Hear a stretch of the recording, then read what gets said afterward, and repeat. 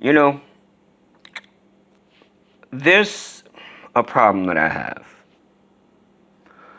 I don't know, maybe it's just me, but when a person accuses other people or another person of rape or pedophilia, I tend to have two words for them. Prove it. Prove it. Reason being is because, well, those accusations can ruin a person's life, destroy it. Even if they're proven to be unfounded and untrue, the damage can be done. So, if, say, a kid accuses their uncle, aunt of, or cousin, or whatever, of sexual misconduct, that's it. That reputation is destroyed, completely destroyed.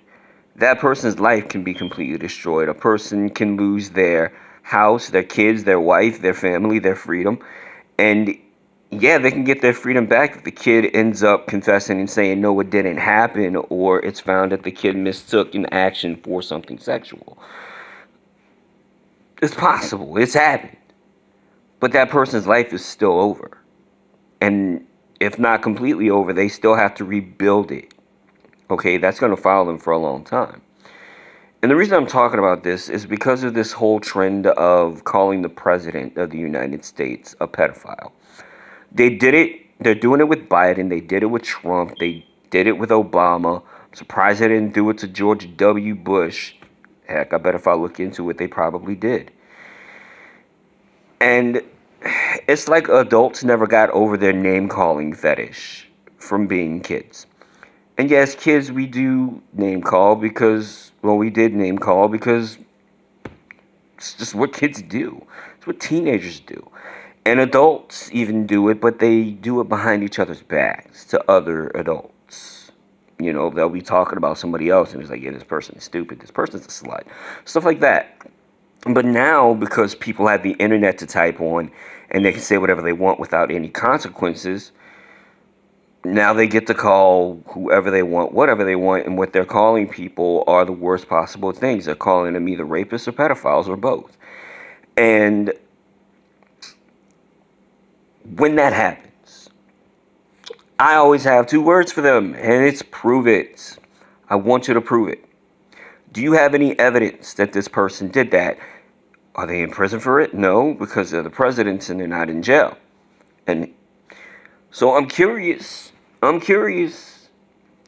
And I know why they do it. They don't like the president in power right now, so of course they're going to think of the worst possible thing you can call someone. And the worst possible thing that a person can do is hurt a child. And so, of course, because pedophilia involves children, guess what? Boom. What is the worst label you can label them? Pedophiles. And when you ask, if you hear somebody say that or you read somebody say that, don't argue with them, just say prove it. And they're going to end up posting pictures of presidents with kids, okay, around kids that are not their kids. To which you have to understand that the president of the United States is the leader of the country. He's an inspiration to everybody, at least he's supposed to be. So he's going to be around children because when children see people like that in authority among them, that person seems real. That dream that that person achieved seems achievable to them, especially when that man says so. Like, you can do this. Kamala Harris as well.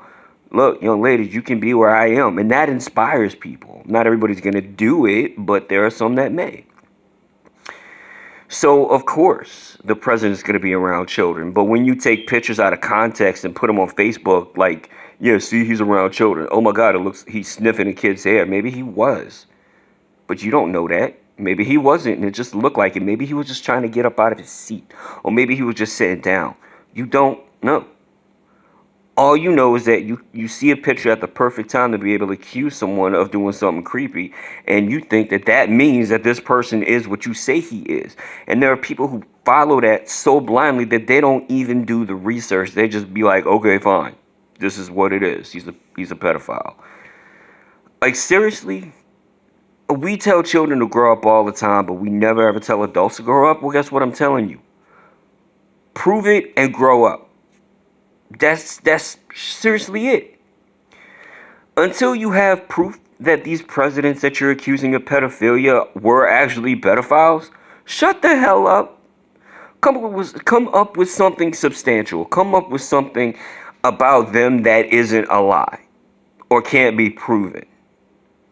Then I listen. Until then, you sound like morons. So I'm going to leave you guys with a Merry Christmas, and to the idiots out there that I was talking about, I'll leave you with prove it.